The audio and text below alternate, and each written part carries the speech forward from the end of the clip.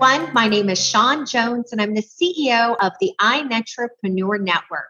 And today I have with me an individual who helps people solve all of their real estate needs through answering questions, providing education, and consulting them to be personal investors in real estate. I have with me owner, founder, speaker, author, Stuart Gethner of Stuart Gethner Education and Consulting.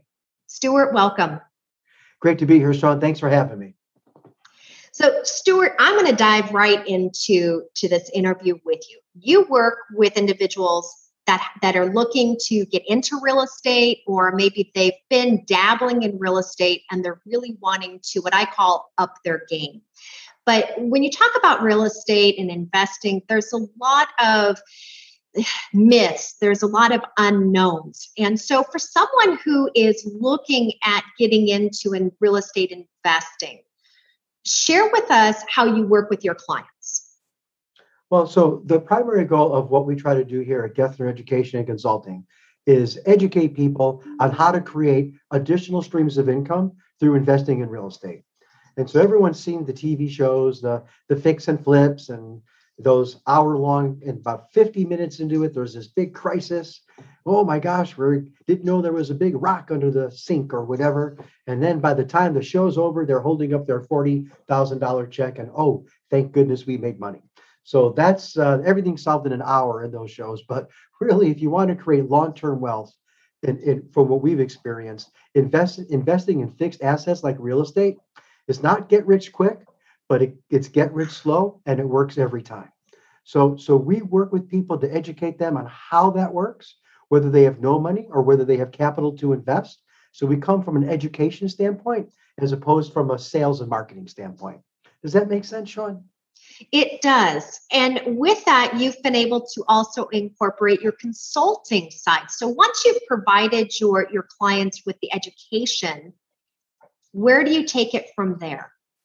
So from a consulting standpoint, I learned from one of my mentors that the most expensive client is a one-time client. And so I help people not just start, but scale their business. I have one of my clients, his name is Jay. Let's call him Jay because that's his name. And he has scaled his wholesale business. He's doing about $40,000 a month. I helped a Willie.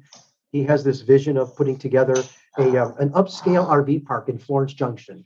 So I guess a lot of the RV parks are for the older RVs. They're only 30 amp service, but kind of narrow. They're not as tall. But these new and improved, especially since the pandemic RVs, are bigger, wider, stronger. So he needed to raise $12.5 million to start building that dream with the architectural plans through construction and such. So I helped him raise that capital.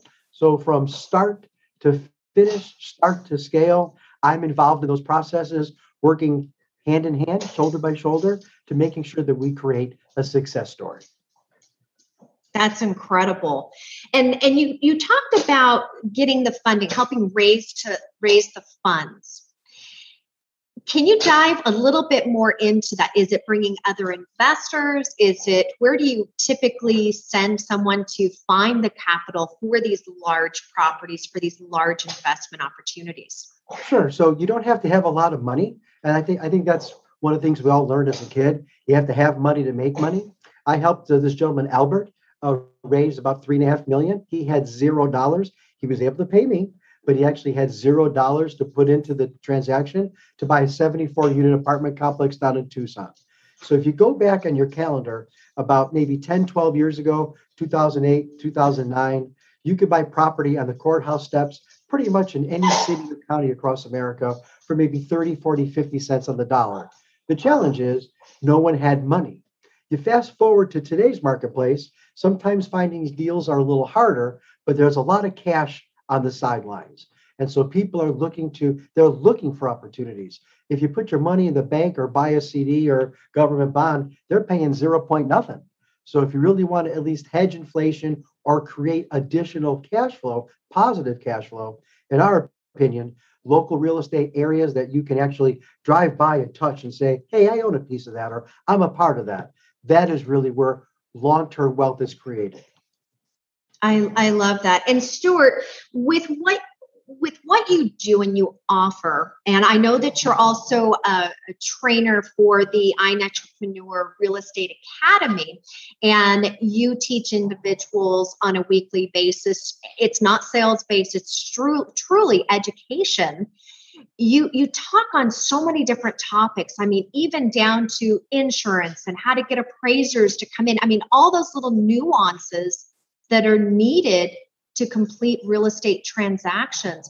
What are some, if somebody were to come to your class or to come to you privately, what are like the top things that you say before you go into real estate and investing?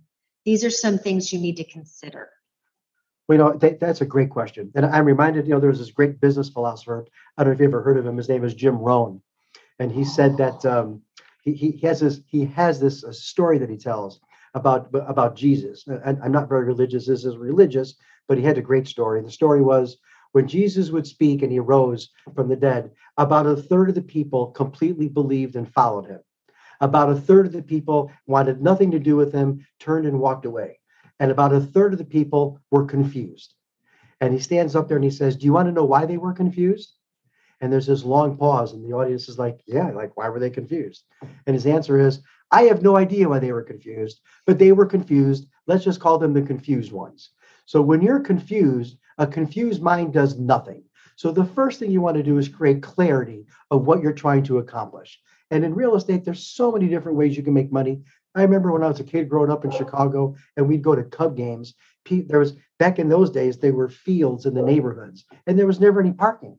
And people would charge you to allow you to park your car on their lawn.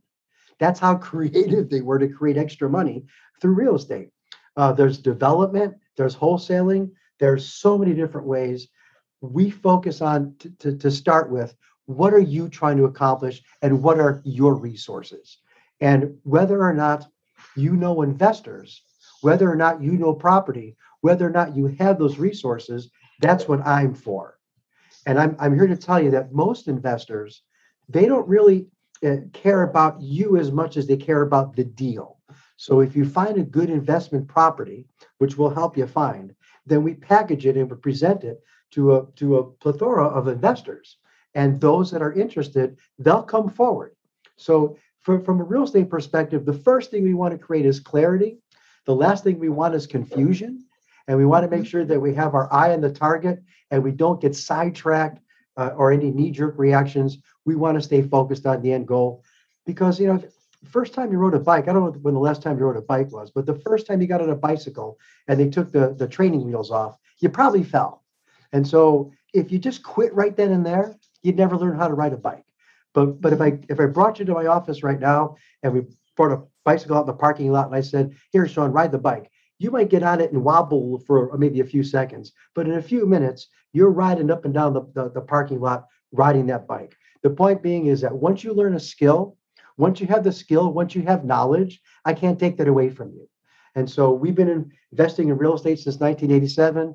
But you take a look at the top Forbes 400 and how people have made real wealth in this country. It's all been through real estate. And it's not rocket science. Everybody starts somewhere. They say the two best times to invest in real estate was 20 years ago. And the second best time is to invest is today. You mentioned early on the shows that are the traditional fix and flip and everything gets solved in an hour. One of the questions I tend to run across is someone saying, okay, now that I'm looking at getting into fixing and flipping on an average, and obviously each transaction has so many intricacies that it can vary, but on an average, if somebody wants to fix and flip an average size property, not in bad distress, maybe needs some landscaping, paint, put the lipstick on the property, what would be a typical time from the date of purchase to the time of flip in an average market, not what we're in right now? Sure. So don't worry. So that's a great question. And what people tend to forget is most loans, when you're flipping a property, you're selling it to a homeowner, usually someone with a family, wife, kids, whatever that looks like, and a couple of pets. And so most loans are funded by FHA. And FHA has a 90-day flip rule. So FHA won't fund a loan, especially on a flip, until it's been 90 days.